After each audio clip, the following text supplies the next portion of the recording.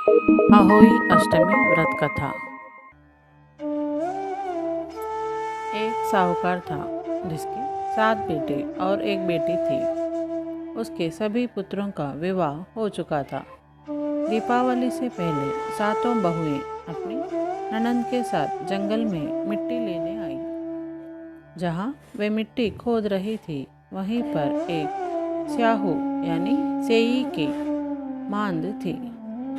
मिट्टी खोदते समय ननंद के हाथों स्याहू का बच्चा मर गया। इससे क्रुद्ध होकर स्याहू माता बोली, मैं तेरी कोख बांधूंगी।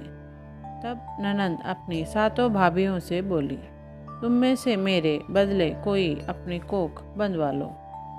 सब भाभियों ने अपनी कोख बंधवाने ने इनकार कर दिया, परंतु छोटी भाभी सोचने लगी, यदि मैं कोख नहीं बंधाऊंगी तो सासू जी नाराज होंगी। यह विचार कर ननंद के बदले में उसने अपनी कोख बंधवा ली। उसके बाद उसके जो बच्चा होता वह 7 दिन के बाद मर जाता। एक दिन उसने पंडित को बुलाकर पूछा, मेरी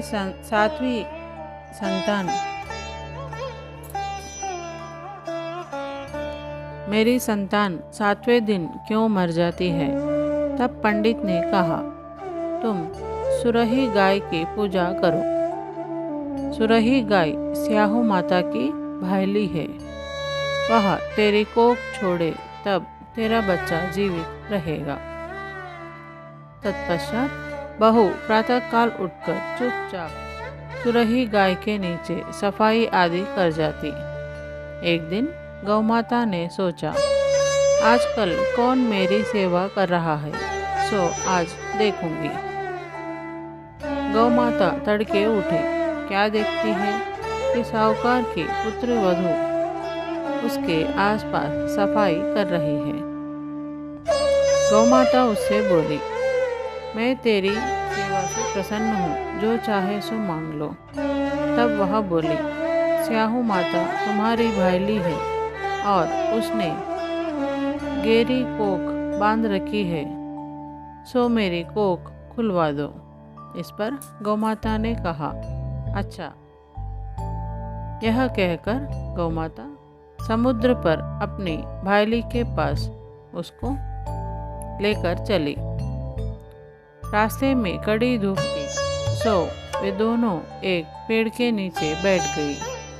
थोड़ी देर में एक सांप आया और उस वृक्ष पर एक गरुड़ पक्षी के बच्चे को डसने लगा। साहूकार की बहू ने सांप को मारकर डाल के नीचे दबा दिया और बच्चे को बचा लिया। कुछ देर बाद गरुड़ पक्षी आई तो वहाँ खून पड़ा देखकर साहूकार की बहू को चोंच से मारने लगी। तब वह बोली, मैंने तेरे बच्चे को नहीं मारा, बल्कि यह सांप तेरे बच्चे को डसने आया था। मैंने तो उससे तेरे बच्चों की रक्षा की है। यह सुनकर गरुड़ पंखिनी बोली, मांग तो क्या मांगती है? बहू बोली, 7 समुद्र पार स्याहू माता रहती है, हमें तो उसके पास पहुंचा दे। तब गरुड़ पंखिनी ने दोनों को अपनी पीठ पर बैठाकर स्याहू माता के पास पहुंचा दिया। स्याहू माता उन्हें देखकर बोली, आ बहन, बहुत दिनों बाद आई है। फिर कहने लगी, बहन, मेरे सिर में जुएं पड़ गई हैं। तब सुरही के कहने पर साहूकार की बहू ने सलाई से उनकी जुएं निकाल दी। इस पर स्याहू माता प्रसन्न होकर बोली, तूने मेरे सिर में बहुत सलाई डाली है, इसलिए तेरे 7 बेटे और बहू होंगी। इस पर वह बोली, मेरे तो एक भी बेटा नहीं, 7 बेटे कहाँ से होंगे? इस पर स्याहू माता बोली, वचन दिया, वचन से फिरो तो धोबी के कुंड पर कंकरी हो। साहूकार की बहू बोली, मेरी कोख तो तुम्हारे पास बंद पड़ी है। यह सुनकर स्याहू माता बोली, तूने मुझे ठग लिया, मैं तेरी कोख खोलती तो नहीं। परंतु अब खोलनी पड़ेगी। जा, तेरे घर तुझे 7 बेटे और बहुएं मिलेंगी, तो जाकर उजमन करियो। 7 अहोई बनाकर 7 कढ़ाई करियो। बहू लौटकर घर आई तो वहाँ देखा 7 बेटे और 7 बहुएं बैठे हैं। वह उन्हें देखकर खुश हो गई।